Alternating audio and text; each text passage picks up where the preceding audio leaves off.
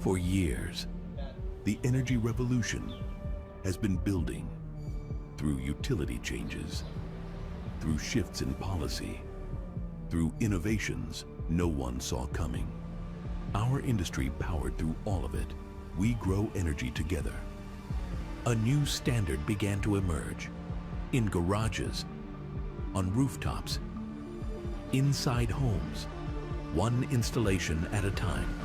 Not because someone said it would, because installers chose it, because homeowners trusted it, because the work spoke for itself.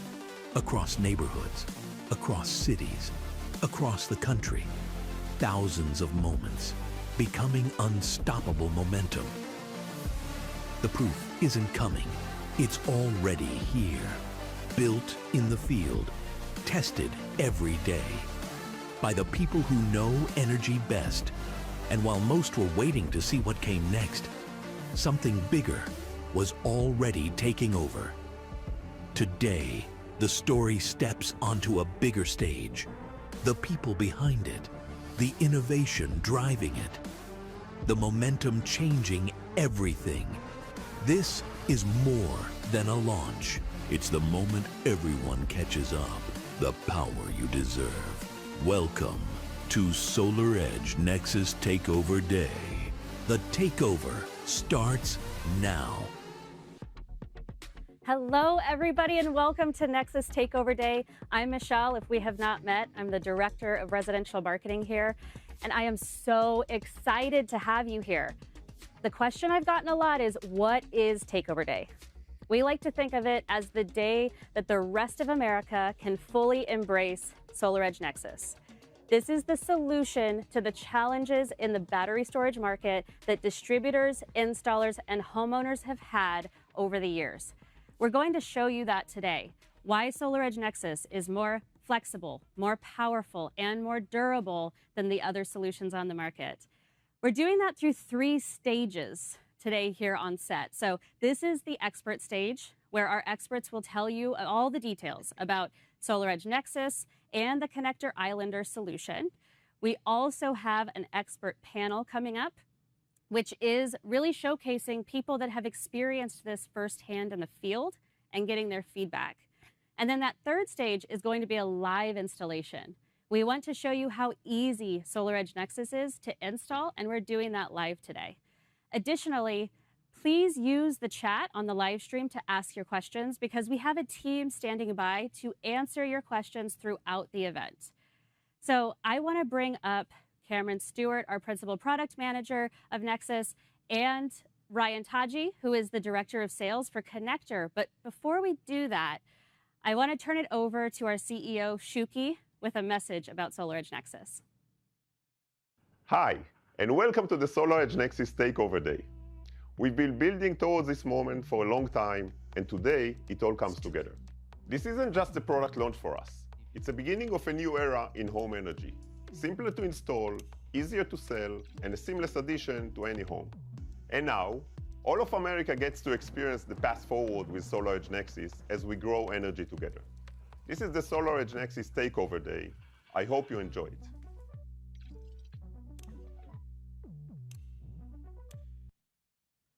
Thank you, Michelle and Shuki. I am so excited to be here to finally show you the SolarEdge Nexis. And I've got Ryan with me here.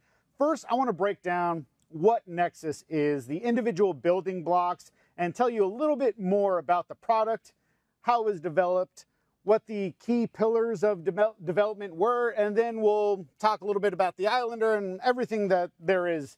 First, we're going to start off with the Nexis inverter. You can see that on the top of the stack here. It is a 13 kilowatt inverter that is single SKU, so really streamlined distribution. You assign the power class at the time of installation. It's a really easy to use product. It can be used with the battery or standalone without the battery. And then as we move down the stack here, you can see the SolarEdge Nexis Link. Now the Link is our battery management system. And all that does is manage the individual blocks so they can operate independently at high efficiencies. But additionally, one of the biggest things is it's also using forced air cooling so we can install these batteries in hot environments. And then lastly, not leastly, but we have the SolarEdge Nexis battery block. Now the battery block is a 5 kilowatt hour battery block with a 3.5 kilowatt output and charge and discharge. It can stack up to 4 battery blocks per Nexis inverter, and then you can have up to 4 links per inverter. So that means you can get 16 battery blocks per Nexis inverter, which would be roughly 80 kilowatt hours. So the thing that really kind of pulls everything together is the Islander. And so Ryan, why don't you tell us a little bit about Connector and what Connector does and what they've been up to? Absolutely. Well, first and foremost, I wanted to say thanks to Cameron, Michelle, and the whole SolarEdge team. What a beautiful partnership that's come to fruition here. Our company is Connect DER, or you can say Connector. The DER standing for Distributed Energy Resources, of course, so we used the creativity of adding the DER in there, and that also is placed with our product Island DER, or Islander. So we'll be talking about that and how that ties into the SolarEdge Nexis platform. A little bit about Connector. We're a US-based company out of Philadelphia. We've been in business since 2011. So 15 years in the industry. We released our first product in 2014. So we have over 15 years of feedback that's come from the field. It's coming from installers, OEMs. We work with utilities and AHJs on a regular basis. So we really consider ourselves the leader in meter socket adapters, and you'll hear us talking about meter socket adapters in general, referred to as an MSA. So if you hear me say MSA, that's what we're referring to. We've installed tens of thousands of these devices throughout the U.S. in multiple utilities. Yeah, awesome. So we'll dig into the functionalities and what makes the Islander a little bit different. But first, I want to focus on the 3 pillars of development for Nexis, which is the flexibility, the powerfulness, how high power it can be, and then also the durability. Those are the founding principles for Nexis. So first, simplified operations. We use a single SKU. As you can see here, there's only 4 products on this table. That means there's only 4 part numbers that people can order, and there's no top battery block or bottom battery block. It's all the same, completely customizable for any situation you need to be in. Now with single SKU, that SKU, SKU, stands for stock keeping units. I should probably specify. But the acronyms in this industry, yeah, right? we love them. Yeah. I think we're going to talk about it a little bit later Yes. too. All that means is we're manufacturing one product. Our distributors are stocking one product. It's a lot easier to manage. You can always assure yourself that when you show up to site, you have the right product and you just assign the power class at site. For the battery blocks with the modular approach, we have simple click technology. You can install it outside, you can install it inside, you can install it in hot climates, in cold climates. It's really designed to be anywhere. So that's where a lot of the flexibility comes from, and you can right size the system. So I have a lot of customers ask me, well, what happens when I have 6 battery blocks? Do I do like a stack of 4 and then a stack of 2? Or do I do 2 stacks of 3? What's the best solution? And really it comes down to what's your application. You could do either one. Both of them work. And so just that flexibility, that modular approach allows installers to install more products wherever they need to be. And then new for the Nexis is we're DC coupled, so we have high efficiency, but we're also AC coupled. So now we're working with existing systems that are out in the market today, and we're attaching storage to those systems. When we thought about ease of install, we really went with the simple click technology. Now that is just stacking one battery block on top of the next, the link on top of the top battery block, and then the inverter. And that's all done through a quick connector that's doing all of your DC wiring, all of your communication wiring, and then all of your mechanical attachments. And I think Evan will show us how that simple click technology works. And then also we have a short video talking about it. But really, ease of install was the founding or guiding principle of how I wanted to develop the stack. It was like I wanted to make sure it was easy to install, flexible. So as far as the Islander goes, what are some of the key benefits that you can think of with the Islander? Yeah, so with Connector and Islander, why have we created this partnership with SolarEdge, right? As mentioned earlier, we consider ourselves the definitive leader in meter socket adapter technology. Really, it comes down to the quality and build. Again, we've had 15 years of feedback from the industry, which has allowed us to iterate with the product, making sure that it fits all of the meter types and that it's a quality of build. It's got to withhold a lot of heat and deal with the heat rise issues. So we'll go through a few of the features and benefits, classic feature benefits of the product. And we'll start with the ease of install. We've been talking about the battery blocks and this revolutionary product with SolarEdge Nexis. The Islander is a 15-minute install, so it's literally plug and play. The meter is pulled off, the meter socket adapter placed in that space, and then the meter simply replaced. Takes 15 minutes. Right. So I said the Islander was required for backup systems, and that's because it's the MID, or microgrid interconnection device, and it's what electrically isolates our home from the grid when the grid goes down, right? So this is required for backup systems, and this is where we're doing the isolation. So how much money do you think an installer can save by not having to relocate all those circuits? Yeah, savings vary depending on the location where you're doing installations. We're here in California, and we're finding that savings can be anywhere between $5,000 and $6,000 avoided by not having to relocate those circuits. Absolutely. And I think one of the things that stands out to me about the meter socket adapter and the Islander in general is the fact with SolarEdge, it's a digital module on top.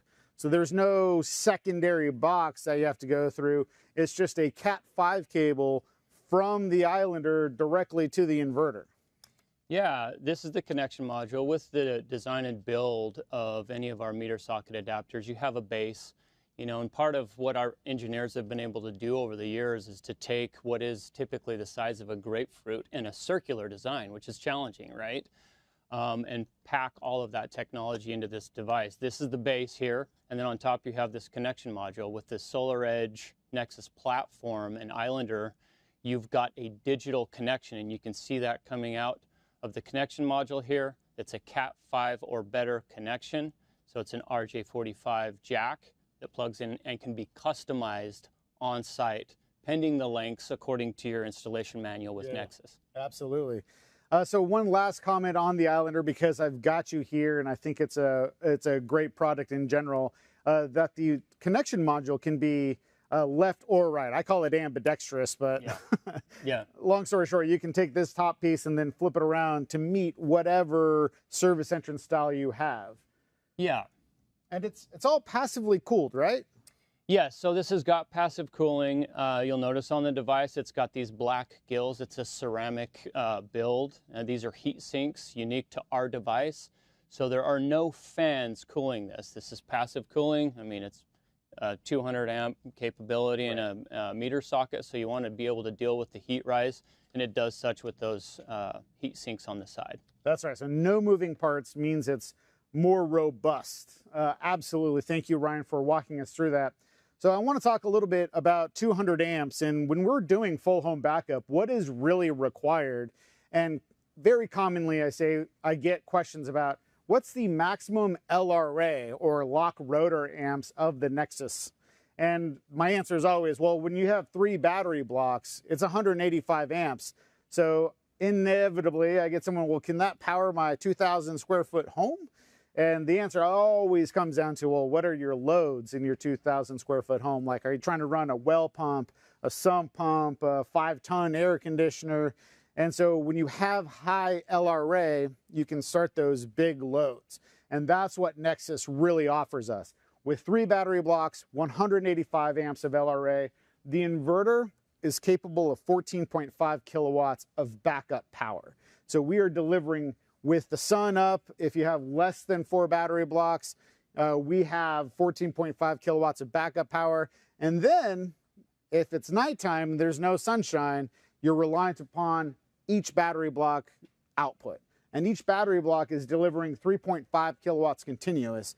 So if you have a 4 battery block system, that's 13 kilowatts continuous. And if you want to get to that 14.5, then you just need a 5th battery block. It's that simple.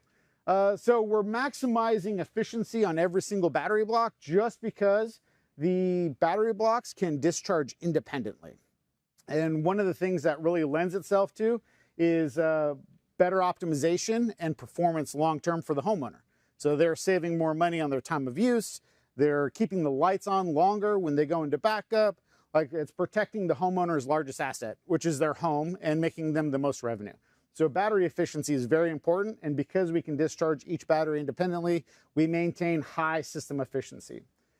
So thermal management, I talked earlier about the fans that cool this stack of batteries. More importantly, the entire enclosure is aluminum.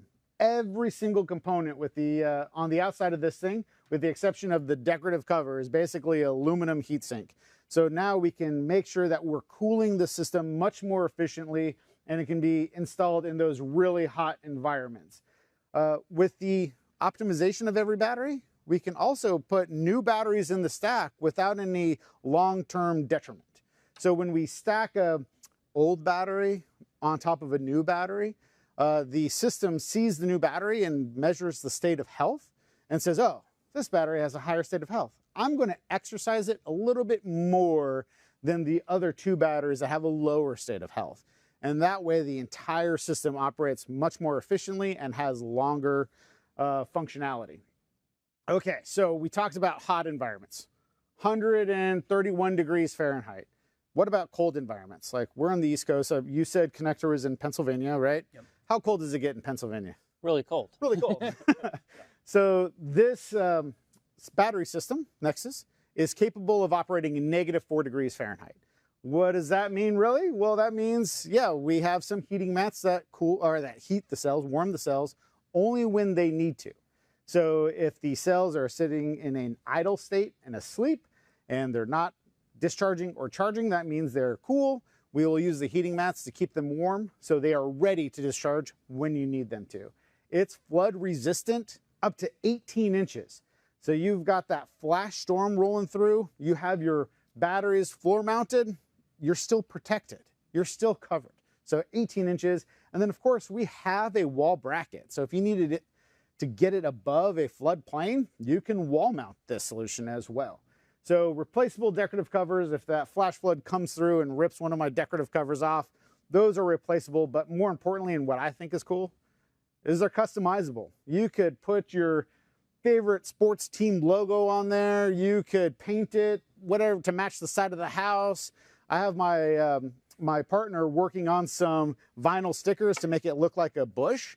And I'm like, we're totally going, you know, tree camo. Like that's woodland camo is what I want. And just to make it look really cool in my garage next to all my hunting equipment. All right. And then one last note, U.S. manufacturing. So Connector is a located in Pennsylvania, U.S.-based company. SolarEdge, we manufacture everything in the U.S. Our inverters come out of Austin, Texas. Our battery blocks are coming out of Salt Lake City. And our optimizers are coming out of Tampa, Florida.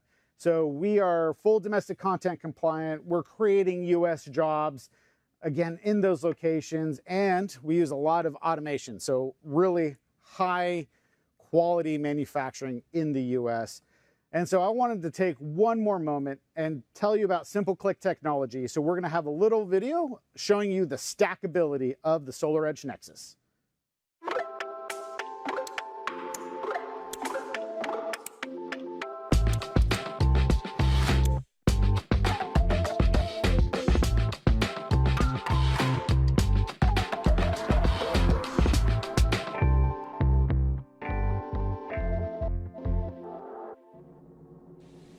All right, so now it's time for the live install.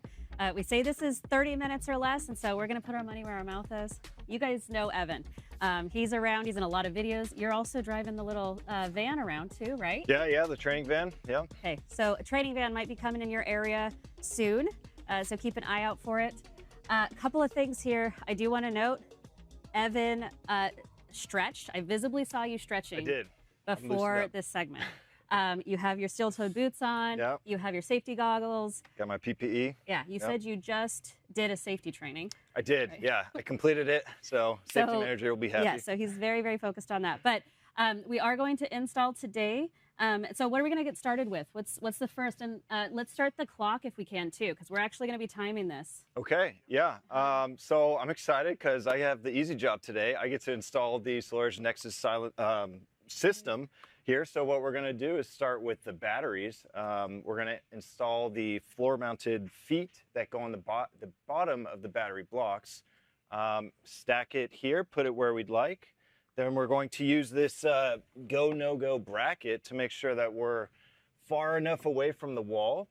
Then we're gonna just go ahead and continue stacking the rest of the blocks up, zip on a bracket, put the inverter on, and then that's it. It's extremely simple. Okay, so let's get started. If you want to go ahead and Okay. do it, I'm going to actually ask you some questions while we go. Okay, So go great. for it. Yeah.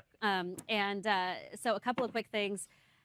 These guys yesterday said the thing that takes the longest with the SolarEdge Nexis install is actually the unboxing. So we unboxed the whole thing already. We have all of these units in the back. So they're going to come around here with their units. So like Evan said, each of the blocks actually come with little feet. So it is by default going to be floor mounted, but you can purchase a wall mount. So this can be a wall mounted solution if you really want. So now this is a bit of a handicap on the timer here because, you know, Evan's going to have to talk to me while he's doing this, but we are now timing it. So Evan, you've done a lot of these installs. Yeah. You've also done a lot of installs with our previous SolarEdge products. Right. You've done competitors' products.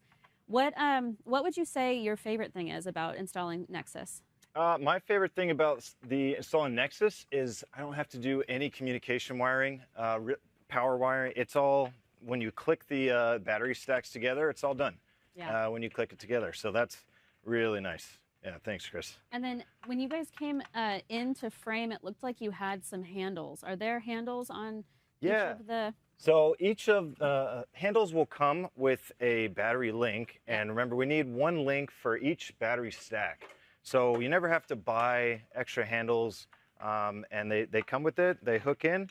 And then when you're done, you can leave them in the battery stack. So if you guys are around, we'll show you how that... So you can actually leave them in the battery stack.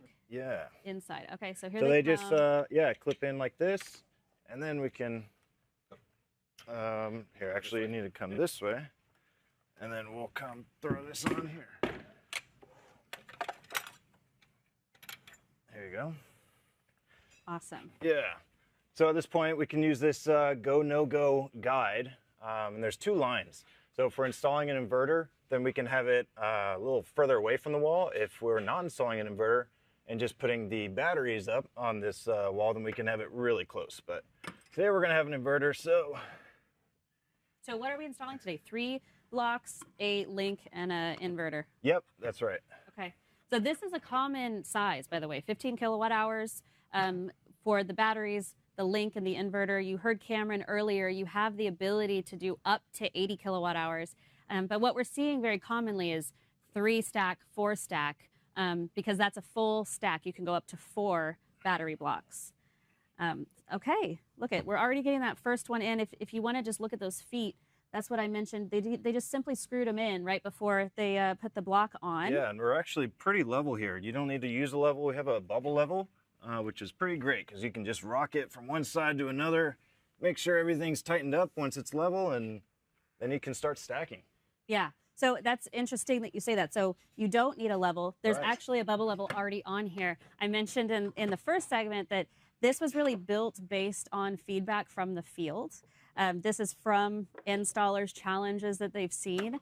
And so it was easy to actually incorporate an already integrated bubble level, just in case anybody needed it.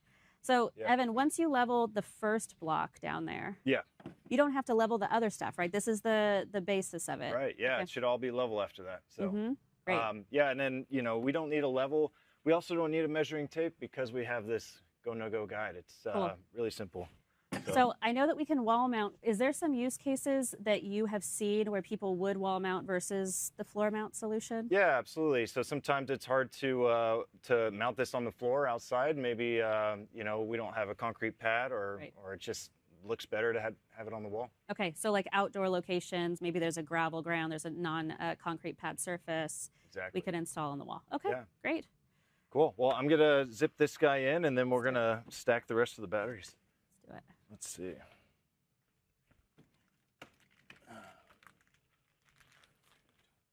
So one other thing to note here too, there's no decorative cover on the front. So you can install them without the covers. You smack the covers right on. These are literally magnetic covers if you haven't seen them yet. They are decorative magnetic covers. Okay, so these guys are gonna get going on this. We are gonna check in with them a lot. So here comes our other battery already. As mentioned, quick installation of the solution. So, yep, there's That our, one's done.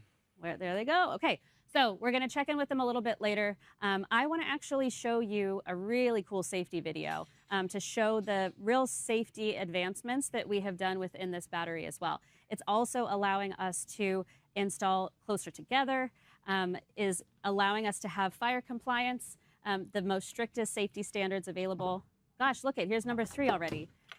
When we check in with them, they might already be done. So we'll see about that. But let's switch over to the safety video if we can.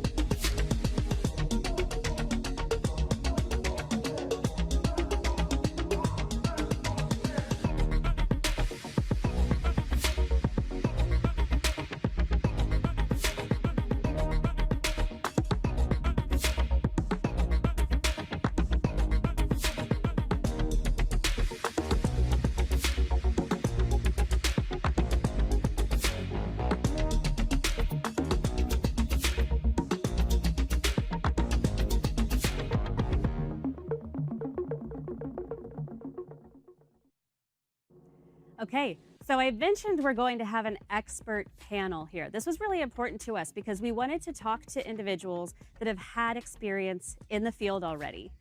So I want to do an introduction of each of our expert panelists that we have here today. We're very fortunate to be able to have experts that span distribution, sales, and business development, as well as technical operations. So let's get started on this, this introduction. First, I want to talk about David Dunlap.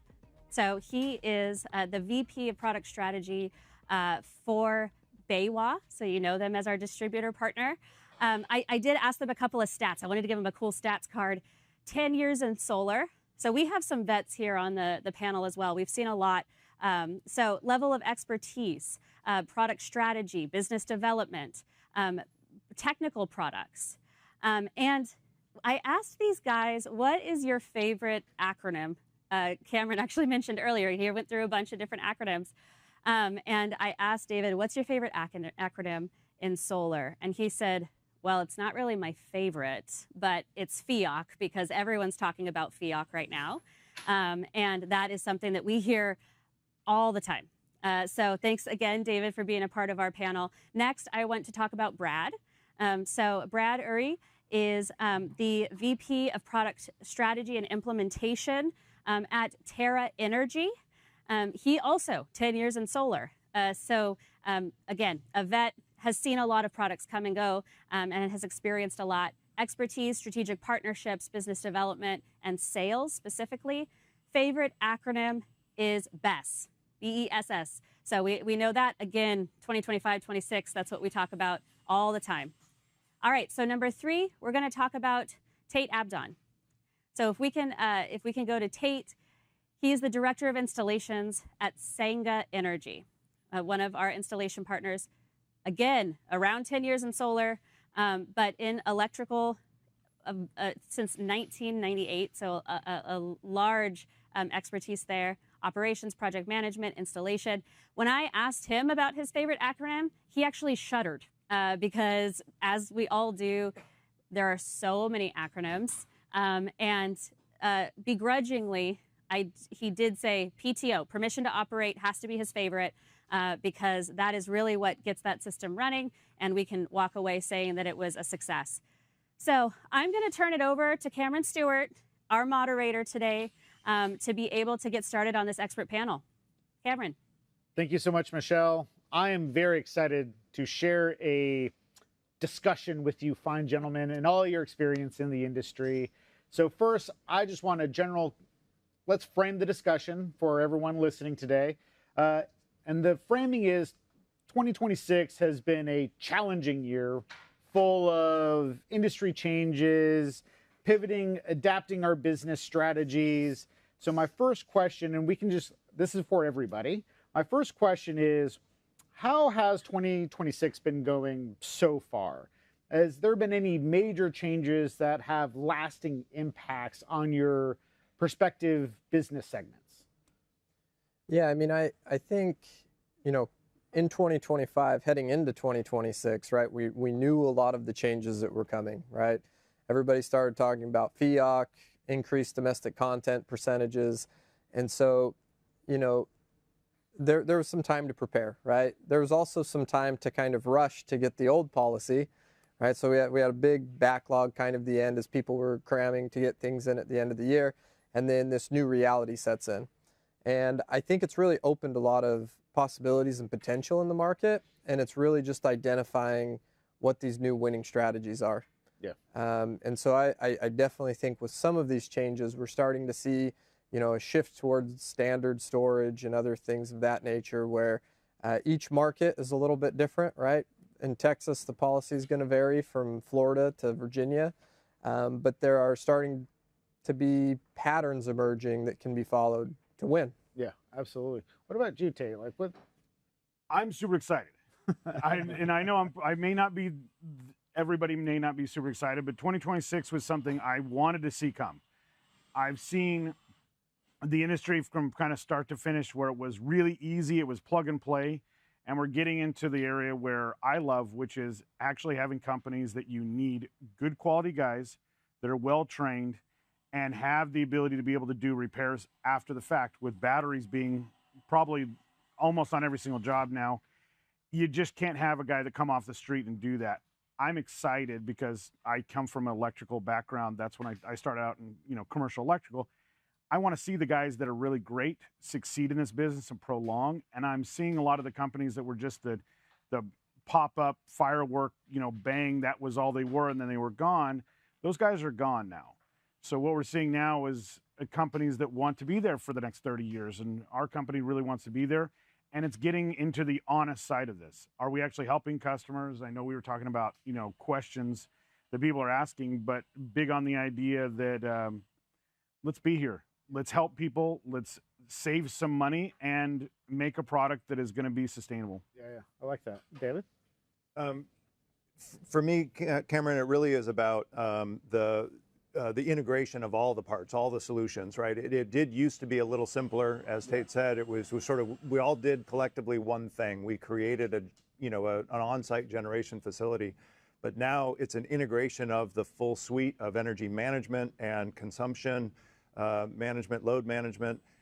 It's complex, so I think that's the downside, but I think the upside, and I share Tate's excitement, is we're really coming together as an industry and collaborative partners in a way that I think we hadn't in the past. So I think that's the big shift, is if we're not talking about how the work that we're doing impacts and affects the entire business, we're missing part of the conversation, right? So we want to do more than just talk about the equipment or one aspect of it. We really want to talk about the integrated solution. And that includes financing, right? That's a huge part of our world today that we kind of all glossed over for the last number of years and just let the homeowner get their tax credit. It's not that simple anymore. Right. Much more complicated. I want to expand on that a little bit. So what are the three primary focuses for your company that is helping drive business development? So is financing one of those things? Financing is huge. Not only having access to those financing partnerships, but be able to bring them to the table, speaking with the installers, helping to really help the installer do the due diligence and understand the nuanced differences, right? There's a lot of different products out there because not everybody is doing the same thing, right? And that's what Brad was saying. Each market is going to have a different approach. There's a different value creation for each homeowner. if we're not taking the time to do that discovery and learn what matters and how we can create value, we're missing part of the conversation. So the pillars really are about bringing the finance mechanism to it, the quality install and equipment, and then just making sure that we're connecting the dots from a business standpoint so that we can all be healthy and sustainable. Sure. Those are the three pillars for me. Yeah. So what about you, Tay? What are the three things that you are focusing on to stay successful this year so you don't end up like one of the quote unquote bad companies? Yeah.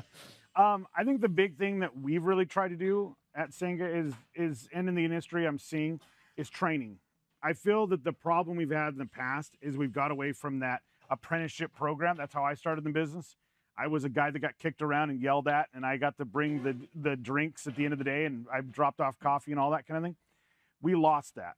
Now it was just, hey, you're a plug guy, you put panels on the roof, you do this. And we've really worked really hard to start at the beginning, and I'm pulling guys that were site survey guys. And now one of the site survey guys I have right now, he's our lead tech. You know, he's seen this stuff all the way from the beginning. He's also worked in the office. He's doing those kind of things. And I love that idea that we're here to help people really progress. And it's not just burn through your guys, get them out, fire them when we're done with them. It's how can those guys become better guys in the industry? And a lot of our guys that we've been working with over the last, I've been working in the industry 10 plus years now. And we're actually taking some of those guys that have started out with us, and now they're our subs, which is something that I think is really hard, is finding good subs. So that's been hard. And then the cool thing that we have with financing is, one, the ability to be able to do some of these jobs that would never be possible, $80,000, $90,000 jobs that would really help a company or, a customer that has a large home, but also the fact of what that keeps us honest. We're having to turn in pictures and show it's not just, hey, did it pass inspection, and whether it works or not is not a big deal. But those financiers are really helping the industry with the idea of making sure that it is actually being done properly. It is actually viable. And we're taking some of that information we've learned over the last 10 years to make better systems that work better, and helping our guys going, hey, look, guys, this is the thing we're seeing. Whether it's, hey, that we were having problems with water getting to the systems. Now we're not having that anymore because we have that information. Proper battery sizing, because we have so many years in the industry now that we're able to go back and say, okay, here's what's the proper size of battery, and how many really good trained guys do I need to run a company? And can I run a company that has 1,000 employees that I have no idea? Yeah. I'm big on making sure that all my guys, I'm like, call me at 4 o'clock in the morning, call me at midnight, say you're sick or whatever it is, or you're on the job, please call me. You're with an inspector, call me. Sure. And we're able to work in that kind of that circular thing, understanding that it's not just your company. We need everybody to succeed. And we want to make, we've worked really hard on the idea, I call it, making a system for each individual customer, a custom system for a custom customer. And I think that's where you guys do really well with, the idea of a 5 kilowatt that we can stack and do all those kind of things. There's no cookie cutter jobs anymore. Right. I don't know about you guys, but I've not run into a cookie cutter job that I can just go in there and go, yep, everybody gets a 7 kilowatt job. We're going to walk away, everybody in town. It's like every customer is so different, and what they need and how they show up and all that. And with the data we have now, it's just huge. So if I can paraphrase just for a second, and then I'm going to get to you, Brad. So David, one of the biggest things was financing and making sure that we have more financing options, or the right financing options for homeowners. Tate, the kind of three things you were keying in on was cross-functional training for your whole staff and promoting from within, and then also doing what's right for the customer, right-sizing the battery system, right-sizing the PV system to make sure that it's more functional. And that ties into the financing options because of all the requirements that they have. Brad, what are the three things that you're really focusing on for the rest of the year to make sure that you're successful? I think most of our major initiatives really boil down to one thing, and it's already been touched on multiple times, but it's improving the homeowner experience. Yeah. So we see the value prop changing across the markets, right? So the value prop in California is going to look vastly different from the value proposition in Texas versus Florida. We see net metering disappearing in more and more states, so we can't just use the grid as a battery anymore. And that changes fundamentally the value proposition to the customer and the customer experience.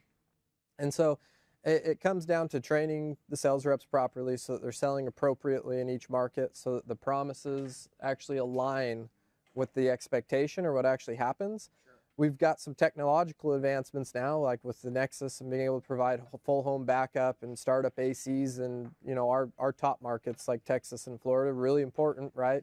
We can actually fulfill on some of the misconceptions from the past. But like I said, it really comes down to that customer experience. How do we align the realities of the market with how they're going to experience solar? And then how can we customize a product between financing products, between installation, between product advancement? How can we align all those things so that the customer actually has a great experience at the end of the day and actually gets what they're expecting? Sure, absolutely. That's so focusing on setting expectations for the homeowner, the customer. Now, you all three have relatively different customer audiences. David, you deal mostly with installers, right? That is your customer. What is something that they continue to ask for? Like, what are your customers asking for? Right now, with the complexity that we touched on there, the change in the policies and the rules, and kind of trying to understand what is the best or the right direction for me to go, I think the number one thing that we get asked is just, do you have answers for me? Can you tell me what the right thing to do is, right? And I think it's important that we all understand there is no necessarily singular right and wrong, but we have to have a little bit more of a discussion. And so that's where, for me, that integration, that partnership, and taking the time to work together collaboratively is so vitally important right now. Sure. And that's where we see the difference. If we can get into a discussion about why are you asking the questions you're asking, why do you think that's important to you? I can't tell you how many times I've had questions come through my sales team asking about, what manufacturers, what products do you have that are FIAT compliant? But they don't give us any of the rest of the context about why does that matter to you, right? And it turns out it's a residential installer that's just using a standard TPO AVL.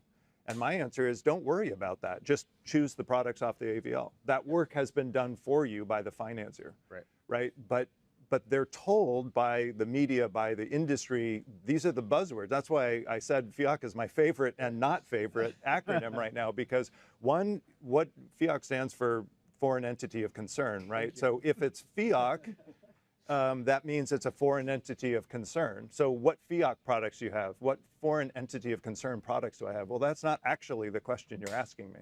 What you want to know is what non-FIAC products I have, right? Or what FIAC compliant products do I have? So a lot of words here, but the point is, I think we're getting to where we're having better discussions, more meaningful discussions about, to Brad's point, what are we shooting for? What is the end goal? Do we understand where we're creating value? Do we understand why we need to know this stuff? Yeah. Right? That's what's critically important to me, and that's where I'm very excited about that part of the conversation. And it's downstream with installer customers like these gentlemen. It's also upstream with manufacturers, right? And then sideways, parallel with the financiers. Right. And so I know a homeowner is probably not asking about FIAC. For Tate, for you, like, what are your customers asking for? I think a big one is, does it work? I think that's the biggest thing I get lately is, okay, is it worth still doing this? Because things have changed. The government, subsidies, things like that have come in, that have helped over the years to kind of prop up in the beginning, which is why it's a game now where you're sitting here going, okay, how do I help the customer save money? That's as simple as it is. And that's where I always look at it. And that's where I'm like, yes, absolutely still there. Yeah. There's a way to save money. Energy is only going up. So how do I save money for the customer? That's probably the number one question I get is it any good anymore? Is it just a waste of time? Am I, had somebody put it on their house and they didn't save any money at all. And I was like, yes, that's all gone. Let's get to talking to actual customers. Let's talk to actual installers. I want you to ask questions. Sure. Versus back in the day where people were like, I don't want you to ask any questions at all. Just trust me. Yeah. Don't ask me any questions. And I sit down, we have sales meetings every Mondays where I have the guys come in and they ask questions and we're able to go through that. I'm like, yeah, call me. Yeah. I had a call last night, while we were at dinner, and I was sitting there and I was answering phone calls with the salesman in-house. Okay, how many batteries can we put here? What is the advantage of this? Having that knowledge that we have now that we didn't have in the past, when there was kind of a wild, wild west scenario, that's not there anymore. Right. We have that knowledge, we have that background. I really think customers are excited to see that there is answers. Like you said, is there an answer to my question? And do you have somebody there to answer it? And that's probably our number one, is like, is it worth it? And it absolutely is. Okay. Brad, so there's been a lot of industry challenges and changes in grid reliability, policy changes. Is any of that influencing your customer demand? Like, are your customers saying, oh, I don't want to go solar because my neighbor doesn't have it, or it doesn't pay for itself anymore? Like, is that influencing any demand for you? You know, I don't know if the policy changes necessarily, other than the ITC, some homeowners know that they heard something about it going away, right? So policy changes, I don't know. I do think in certain markets, or at least in certain pockets of certain markets, there's almost been a stigma of types built up, right? They had a neighbor that was promised the world. They saw the news story that the little grandma can't make her solar payment and her utility payment because a company went out of business. So I definitely think there's a fair bit of buyer resistance in pockets of the market that's kind of started to amplify. And I think that's part of why that customer and focusing on customer experience is so important. Yeah. Because we're in 2026, we're almost making a new solar industry, right? Especially in a lot of markets that batteries you now have to have, or it's a guaranteed bad experience, right? In a lot of markets. And so it's redefining those expectations. It's helping customers understand kind of the differences that exist now, and then explaining it properly, and then finding a finance product that matches that, finding the product that can actually deliver on what they need. And you know, as an early adopter, I guess, of Nexis with us, we've part of what we've done in our offering to kind of help change the customer experience is going standard with storage. Right. So every single customer that we install, regardless of whether they're in a net metered market or a non-net metered market, we have storage as a standard, because that will only enhance the future of that customer, right? They don't have to worry about a policy change like happened in Nevada and Arizona and going through a 2-3 year fight with a bad experience because they'll already have the storage installed. Right. So I was going to ask you, like, but it sounds like you already answered the question, but I was going to ask you, like, so what is your kind of shift for your sales staff? And it sounds like maybe they're just starting out with batteries on every proposal. Yeah, it really boils down to a focus on storage, right? And so every single proposal that we send out, every homeowner that we enroll into our program, storage is standard.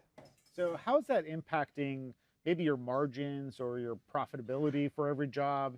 These batteries are expensive. So what is the impact there? You know, we're a little bit unique because we also offer our own financing product. So we have our own TPO, and we've been able to structure things such that the homeowner is still able to save money monthly while adding storage. So it's a pretty unique offering that we put a lot of work into to kind of cater to today's market. And so batteries, they have implications with us as far as like having to, you know, find tax off takers and different things of that nature. But overall, it helps our business dynamics. Yeah, sure. So it's interesting, and I'm curious to where you see the most potential for growth now that batteries are a part of every proposal. Like, is it market specific? Like, are you like, oh man, Texas is going to take off this year, or where are you seeing the most growth potential? So we see continued really high potential in California and Texas, which we operate in today. There are other markets we're evaluating, right? We're not pros on every single market, but our core market to date has been Florida, which most of Florida still has net metering. Oh, nice. But despite that fact, we've seen a huge surge in demand when we started offering storage standard, and so because we're able to sell on more values, right? The sales reps are able to offer a product that can actually back up a home in Florida with Nexis, and then actually provide that backup power when they need it. And so we're able to expand our value proposition to the customer. And hurricane season was relatively light this year in Florida, so really light last year. Fingers crossed for another one. So Tate, I want to shift over to from a technical standpoint. With a system that's genuinely easier to install, how does that impact your business? Like, 100%. I mean, I wish everybody could embrace the idea that the job got way harder over the last 3 years, especially in California with the NEM system that we have now, where we are installing batteries in every job. We went from having a company where you had a couple battery guys to all battery guys. Sure. And so having a product that's easy to install, that is going to take some of that extra effort out, not having to bend as much pipe, not having to do the comms wiring that's in there, is huge. Keep it simple, stupid. I mean, it just is. That's my kind of mantra of everything. It's like, how do I make an install that happens perfect, not 100% of the time, not 5% of the time. Right. I don't want to go back to jobs. I don't want to see problems. I don't want to see where I'm having to do truck rolls back out there, where I'm able to, with simplifying anything, it's just going to save me time. It's going to save the customer money. It's going to get, every single time I have a harder situation, you're going to see an issue where it's like, okay, yeah, is it easier? That's great, but is there less chance for mistakes? Sure. Why not? Right. Why make it so there's there's some companies out there that have gone into business over the last couple of years, which were making products where I swear there was 1,000 possibilities for mistakes. Yeah. It's like, if you take this wire and put it here, they both have the same connection, but if you put the gray one here and the yellow one here, that's going to take out the system. I'm like, Right. why? So I want to draw that out a little bit. So like, Yeah. getting it done right the first time is hugely important. So like, what big factors, like rolling a truck to fix that wiring, like what does that do to your business? Kills us. Yeah. Because I run under the philosophy of the 1 to 10 ratio, basically meaning that if you do a good job, they will tell one person. If you do a bad job, they'll tell 10 people. Yeah. And I always kind of run on that idea that a lot of our salesmen run on just referrals from their own customers. I mean, I have salesmen that don't knock doors. We also have a lot of salesmen that do, and it's much better to knock on a door when they don't hate you. Yeah. So anytime that we can help that scenario go through where it works the first time and the inspection goes through easier and there's not a lot of issues, because it is very simple to sit there and screw up a wire. Yeah. And to have it be able to be where there's less wiring, less pipe bending, less chances to do that, is less truck rolls. Sure. That's happier customers, that's happier financiers, is happier everybody. And my guys feel better because they're able to nail the job and get out of there quicker. They love that. Yeah. Nobody wants to be on a roof when it's 100 billion degrees outside and they're trying to do that. That their attitude is hard in the summertime. It's a hard job in the summertime. And to have it be quick and easy and lighter is just huge. Huge. So one more thing. Sure. Because you have unique experience of being one of the few companies that was part of the Alpha Beta program and installing Nexis. So you've installed a Nexis. Yes. What is one thing that really stood out to you about Nexis? Lack of screws. Lack of screws. Okay. And I don't know. And I've said that probably to everybody here 58 times. It is, I have a son and he loved Legos as a child. It is like doing Legos. There's no screws. There's no bolts. There's no nothing. I don't even have to bolt on the cover. I hate some of the dang screws that just strip out while you're trying to put on a cover and then going back to the job where they've used 80,000 foot-pounds to put in a screw that needed a quarter of a foot-pound and stripped it all out. Now I have to work 3 hours to get off. Yeah. Being able to take off the cover with flopping it off, flopping it back on is huge. But I'll tell you, being able to stack the batteries and having them wire as we go, I've got big hands and they are full of arthritis. I do not do well with tiny little screws. And I mean, I've been doing this long, almost 30 years now. And the issue of having tiny little things that everybody wants us to do.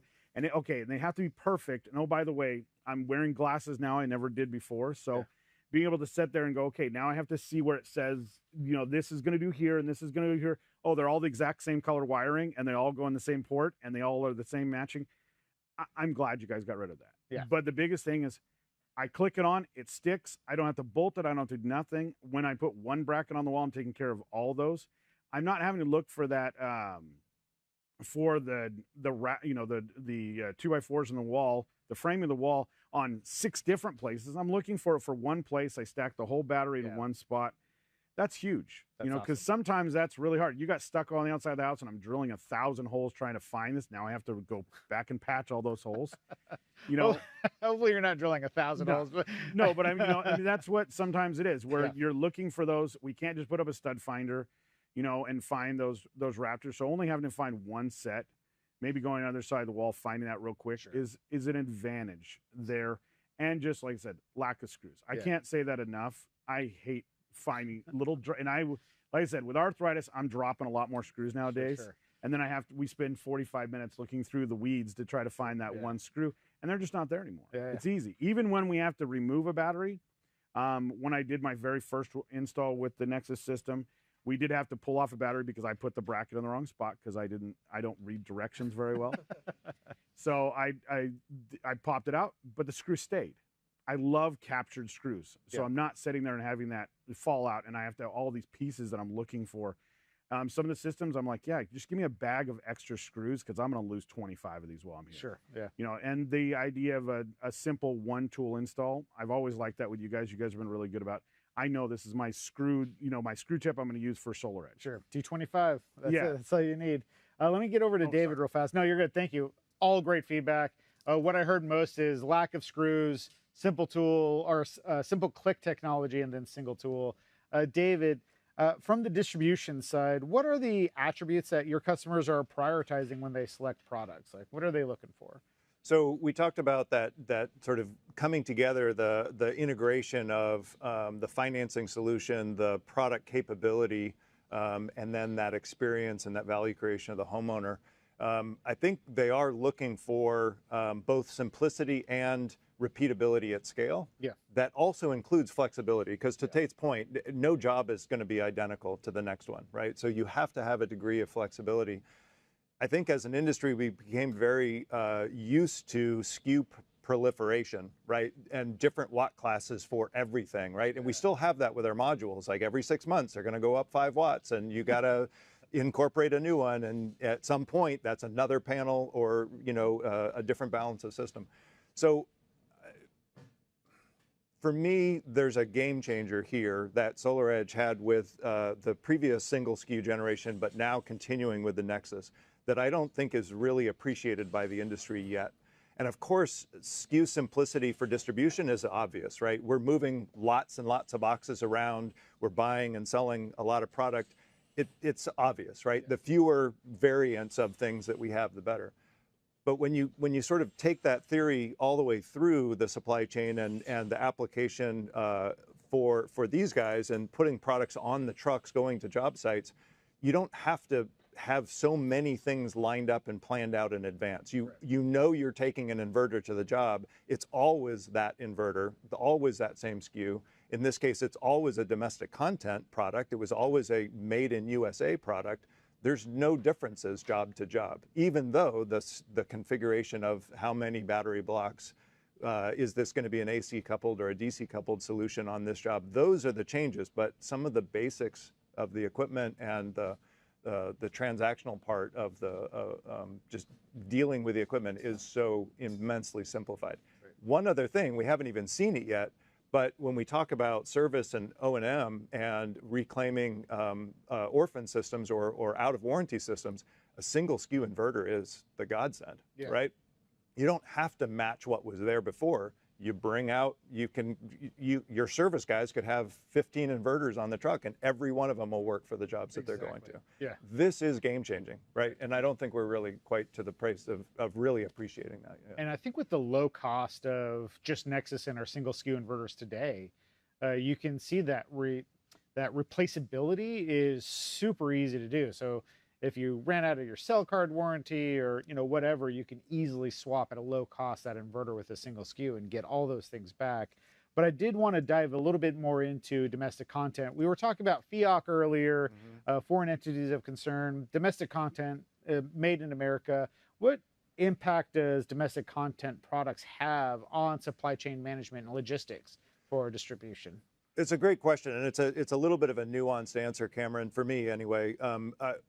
For BayWa, early days when we knew this was coming and we knew it was part of the new tax requirements, we saw it as a pain, right? We're going to have to manage multiple variants. What's the designation? Is it a -US or a -DOM or a, right? What is the designation? How are we going to keep these things separate? And of course, the physical product oftentimes was functionally identical. Yes. But it's just the provenance of it, right? Where was it manufactured and how does it comply? But I think we're getting to a point now where if we understand we've actually simplified the supply chain, the predictability from manufacturing to deployment, right? Coming through distribution and getting to installers and onto the jobs, that lead time from manufacturing to deployment is dramatically reduced, right? And the complexities of overseas shipping, you know, there could be wars going on that are constricting supply chain channels. There could be tariffs and all kinds of things that complicate it. For manufacturing here in the U.S., we're shipping the products locally within the U.S. We're basically a week out from finish of production to products moving through the supply chain. Way more predictable, way more functional, and let's be honest, it doesn't necessarily have to be because it's leveraging a tax credit opportunity. It can just be that, you know, we're supporting American jobs. We're supporting the manufacturing here in this country. We're taking control of that destiny. Right, it's the right thing to do. It's the right thing to do. You're not worried about like union strikes on the on the port of call, like trying to get stuff in. And I think you're right, like just streamlining from manufacturing to distribution to installers to deployment. Like I think that whole process is now shrunk from 12 weeks to 2. Yeah, right? my conversations often were, you know, 8 weeks, 5 weeks on the water, 3 weeks for customs, but that's a guess. Yeah. Right. When is this actually going to show up? Well, we know it's going into production on this date, but we don't actually know when we're going to have it on site. Right. Just take those conversations off the board. We're not spending our time worrying about that anymore. Now, Baywa was one of our first partners to start stocking Nexis. So what makes this product easier to position and sell through channel partners? Is it anything that stands out to you? Yeah, I think it's everything that has been discussed. I mean, the simplicity, the versatility, the ease of use, the reduction of SKU count and application of each individual SKU. Those are huge leaps forward. It's also that flexibility on the install side, right?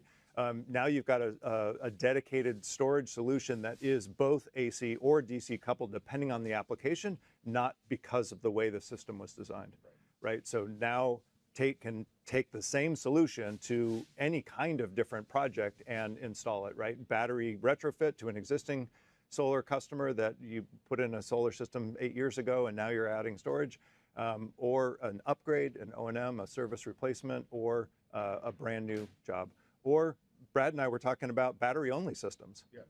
Like that seems weird for solar installers to be thinking about battery-only systems. Where's the solar? But it makes sense, and the utilities are leveraging this, right? There's ways that there's a financial outcome that makes sense here. Right. And I think it goes even beyond just storage. PV and storage is the starting, that's the hub, but you've got energy management, you've got load controls, and then you're getting all of the rest of the electrification of that home, right? That full integration opportunity. And then one last thing, a couple last things. Brad, we were talking earlier, your sales team was the first to really start selling Nexis as part of our alpha beta customers, or I'm going to say early release. What's the winning strategy for your sales team as it relates to Nexis and having that on your quotes? I mean, now they don't have a choice, but they were excited about the change, and a lot of that is because of some of the, I guess, advancements with Nexis. So just the scalability. So on a lot of the sites, we're doing 40 kilowatt hours of storage, and so they get pretty excited explaining to customers what that actually means for them, right, in a backup situation. We have certain VPPs that they get to sell into now, right, being able to talk to homeowners about collecting VPP credits and things that previously they weren't even touching on with customers because we weren't selling into VPPs, right? You know, the power output, being able to back up an air conditioner with the 185 LRA, and just overall how much better their experience will be because they have storage. So, you know, in Florida with the net metering, it's mostly a resiliency play, but in Florida that's a big deal. Yeah. And for whatever reason, attachment rates have been actually relatively low in Florida through the years, despite the generator market being really hot in Florida. Huh. And so now because of the capabilities of Nexis, being able to expand storage easily, being able to have a lot of power output, we're able to sell the value of the storage and replacement of a generator. So for a little while last year, we were talking about how do we integrate generators into our offering, and now we don't need to integrate generators into our offering. We have the Nexis, it's powerful enough, and the solar regenerates and fills that battery. Yeah. So, why would we, type of a deal. So it's been able to fundamentally change the conversation for the sales reps, and so they've had a lot of success with that. Okay. So I want to close out our discussion today with looking forward. We've talked a lot about paradigm shifts and how we're changing our business models to address the market as it changes with us. So what advice, let's start with Brad, what advice would you give to installers looking to stay competitive in today's changing market? I think I really believe we are building a new solar market in 2026 between policy change, between product advancements, and then with the surging demand of electricity nationwide with AI. There's just, we don't generate enough energy in this country. We can't even bring on energy deployment fast enough. And solar's a key part of that solution. And so identifying how we can solve the generation, and then with storage, right, it fixes the demand issues that sometimes solar can bring with high saturation. So, we've got to be out there active in policy. We have to be active in these conversations. The state solar organizations get involved. There's going to be winning strategies out there. There's going to be losing strategies out there because it really is kind of a new market. Yeah. How about for you, Dave? I think the most important thing installers can do to remain competitive is to know their business and make the decisions that they actually own. And I think that's the shift that I'm seeing. In the beginning of this year, I think a lot of installers had this feeling of, I'm being forced to change my business in a way that I didn't choose. And the sooner we can get back into a mindset of, I'm running the business that I designed, that I make decisions about, and I'm following that path, right? And whether that's the quality, integrity, the homeowner value, I'm taking time to do the proper discovery, that's what's going to make you competitive, because you're truly creating that value for your customer. And take the time to listen to your customer. But I think that empowerment that comes with choosing your destiny instead of feeling like you're a victim, I think that's really important right now. And we're not all seeing that in the immediate moment, right? If we listen to the buzzwords, I'm supposed to buy this kind of equipment, I'm supposed to use this kind of financing, well, why? What is that going to do for you? And if it doesn't sound like the right answer, it probably isn't. So ask some more questions, partner up, collaborate, talk it out, and I guarantee you the right path is there. Yeah, but it just may be a little bit hidden from or it may be a shift of what you used to be doing. It could be going back to your roots. I mean, storage first is really back where we started, right? Yeah. Original off-grid. You designed your size of your battery system before you did the PV system. Right. We lost sight of that along the way. We forgot about it, right? Yeah. We can get back to that now. Tate, any advice for customers or for businesses to stay competitive? I think the biggest thing is stay honest. I think that's one thing that I think we've seen is we've fought the good fight now. We're in the industry where the guys that are left are the honest guys that are doing the right thing. Stay that way. Yeah. Train your guys. Make a system that's going to be here for a while. I'm not going anywhere, so I want to make sure that I'm having that, and I think everybody else needs to embrace that too. It is no longer a how fast can we get it installed, how quick can we get our money. It's, I think the big thing like we're talking about here, it's single skew inverters, things like that. I want to be working on these systems in 20 years. So I want something that, pick something that's going to be here in 20 years. That's the thing. I get a company come every week telling me about, hey, how great our product is and all this kind of like, where's it being made? Right. Does it have domestic content? Is it on AVLs? Why is it not on AVLs if you're so awesome and you're doing a cheaper product and everything else? Why is it not on an AVL? Sure. And that meaning, why are the financiers not willing to invest in you? Because I look at that at like, you're a bank. Yeah. You know, if I'm coming to get money from you from the bank, I've got to give you some reason why you should invest in me. And I see that in the companies that these investment organizations, who are they investing in? Yeah. Is it the guy that's being made in China that will change their name next year when they get sued?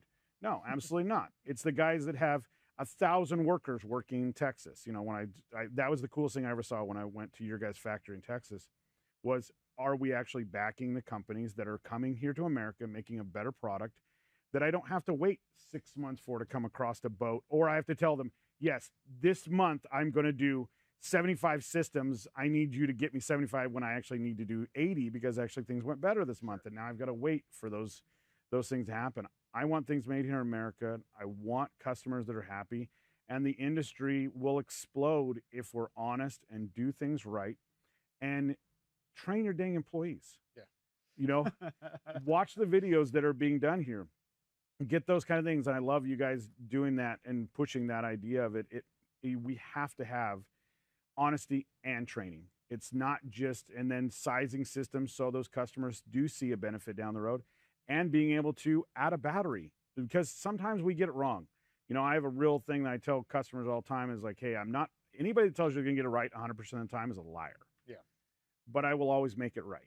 And that's my promise to all my customers. Okay. I want to make it right every single time. And that may be, hey, I put 3 batteries on your system and you went out there and did something afterwards, and now I can't add a battery to your system because now they're 2 old batteries with a new battery. Yeah. Where with your system, I can just throw a battery on, and be like, hey, look, let's add some batteries to it. Let's add an extra inverter if we need to because you decided to buy an electric car, whatever that is that we can do.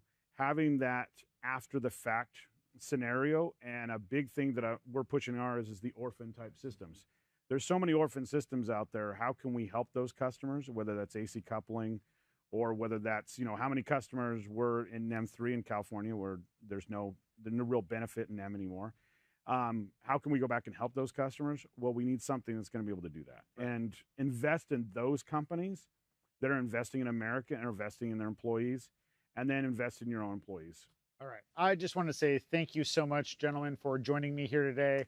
I think this was an awesome conversation. I'm glad I got to share it with you, but I have to pass it over to Michelle. And then I think we also have to do a check-in on the installation to see how that's going. So again, thank you for your time. I really appreciate it. Back to you, Michelle. Yeah, so before we do a quick check-in with Evan, I mean, he's standing there drinking coffee. He's been done for a while, it looks like. Cameron's going to go check in with him, but I wanted to really talk about the next video that we want to show. Just a quick video. You know, one of the things that is important for SolarEdge as well is setting up our distribution partners with display walls. And just wanted to shout out Green Tech San Diego, Baxter, Jake, for allowing us to put our first display wall into Green Tech San Diego. And wanted to show a time-lapse video of what that looked like going from old to new. So check it out.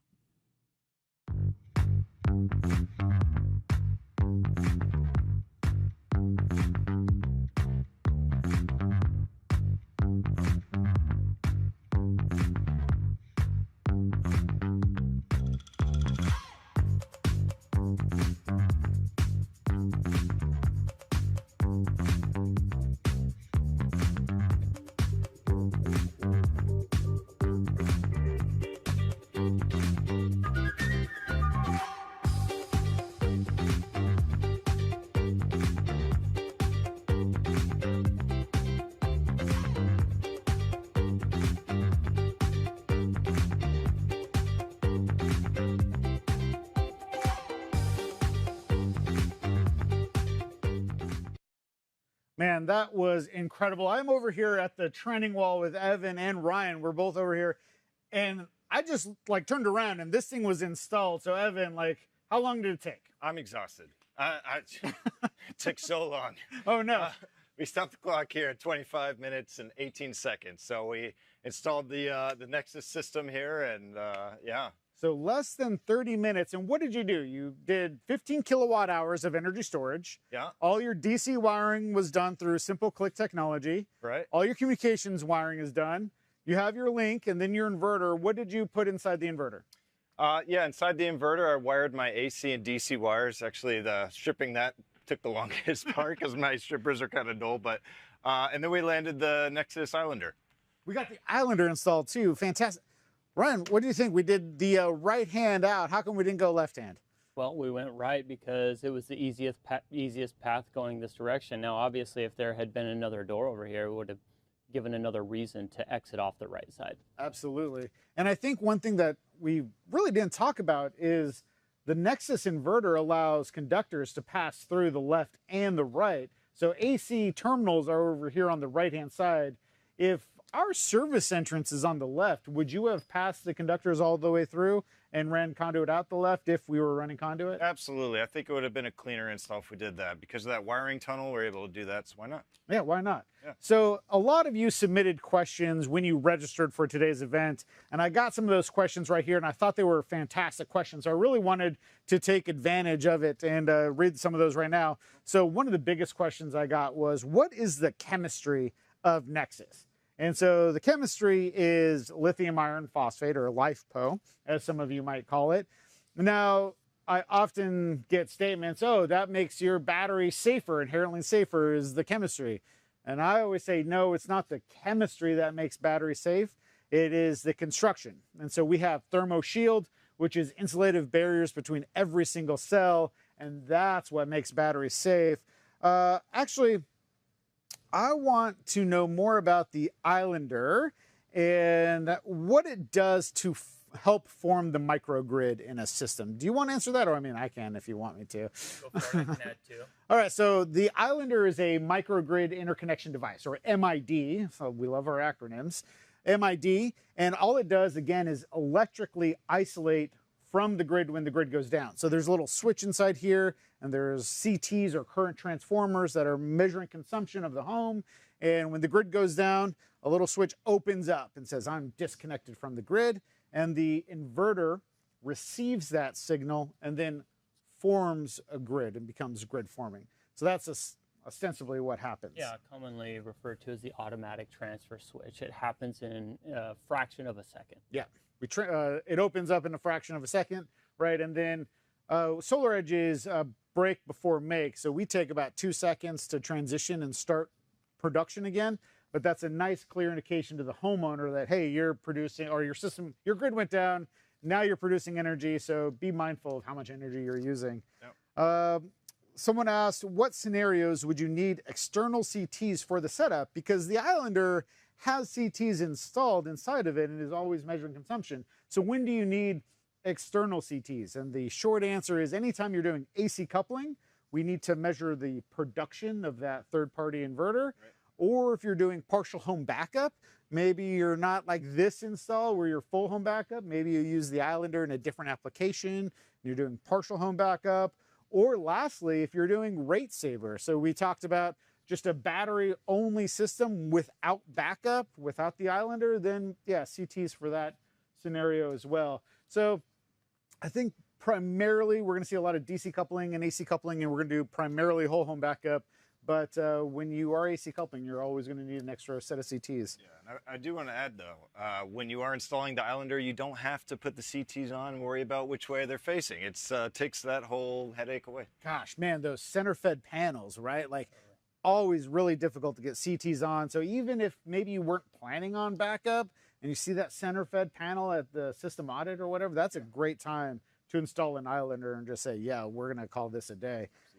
Okay, how can I add Nexis to an existing SolarEdge installs? Do you want to take this one or do you want me to take this one? Go for it. All right, so if you have an existing A-series inverter, home hub, home wave, we're going to AC couple to that. And if it's a PV-only application, fantastic. It's much easier to do, just AC coupling. When you talk about like third-party inverters, like it could be any third-party inverter, again, we're going to AC couple to those. So kind of the same scenario. Then we talk about dynamic control, and that's when you're running a COM wire from the Nexis to those inverters, those SolarEdge inverters. And that's going to be future roadmap items or down the road. But for right now, we're AC coupling to existing systems. So yeah, if you got anything out there, we can AC couple to it. Cameron, if you don't mind me adding, one question that's often asked is what resources are available when it comes to connector in our device. You're welcome to, any installers, go to our website You'll find the areas where this device is approved behind the meter. You'll also be able to email support@connector.com. Our website is connectder.com, and you can go on there and find all sorts of resources like the tech specs or the installation manual. My engineers and product team would be remiss if I didn't say always go and read the installation manual. It's a wonderful 64-page read, right? But usually you can hit the highlights and find out what you need to find out with regard to Islander. Man, we tried to make a quick install guide, and like a quick install guide was still 10 pages. And we're like, no, it's supposed to be faster than this, like 1 page, but we tried our best. Yeah, and of course, SolarEdge.com, and you can go to SolarEdge Nexis info to find relevant information for the Nexus. And I think that's about it. Any last comments about how to install Nexis, how fast it is? Yeah, the hardest thing is usually the communication and piping conduit between your batteries, inverters, and your MID. But in this case, we didn't have to do any of that, so it was very quick. Very quick, 25 minutes. That's impressive, Evan. Thank you so much. So I think we have a prize to give away, and we're going to send it back over to Michelle, and she's going to do another little bit. All right. Thanks, everybody. Thank you over there. I can't, 25 minutes. We did it. So first, I do want to show one more clip, because one of the things that was near and dear to my heart about Nexis and the launch and bringing it to market was being able to be a part of a wonderful project with the Fia family in Utah. So that was actually a part of what we are going to be on Designing Spaces on the Lifetime Network. We have our own episode airing July 23rd. We will continue reminding you, but make sure you mark your calendar. We will be on Designing Spaces on the Lifetime Network on July 23rd, really showing and showcasing this project, which included not only a donation of a Nexis solution and a solar system, but a mural commemorating their son. And so I want to show that quick video real quick so you can get a sneak peek.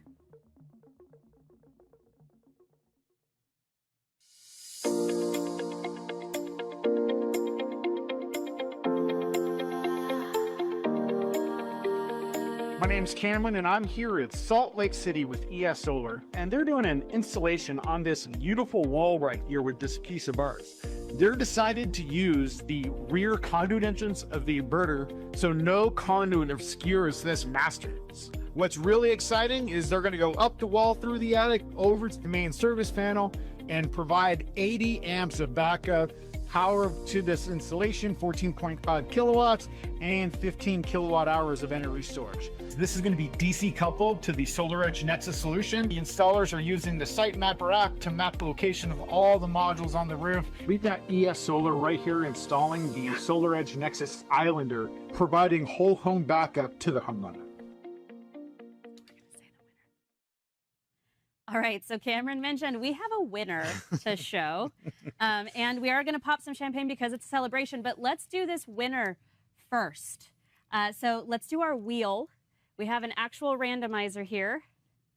Let's see who our winner of a Nexis stack is. Let's do it. So only people that registered could win? Oh yeah, that was the deal. Let's see. Oh man, that font is so small. Well, we did it on purpose.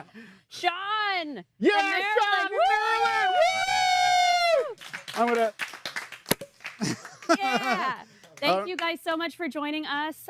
Please go to SolarEdge.com and go to the Nexis page. Check it out. We have an installer info center where we have everything available. Definitely check in and watch our airing of Designing Spaces on July 23rd. But we will be back with trainings and other solutions for you. Good luck with Nexis. We want to see it in the field. Thank you so much for joining us today. Thank you. Woo! Woo! Come in, everybody. Come in. Get some champagne.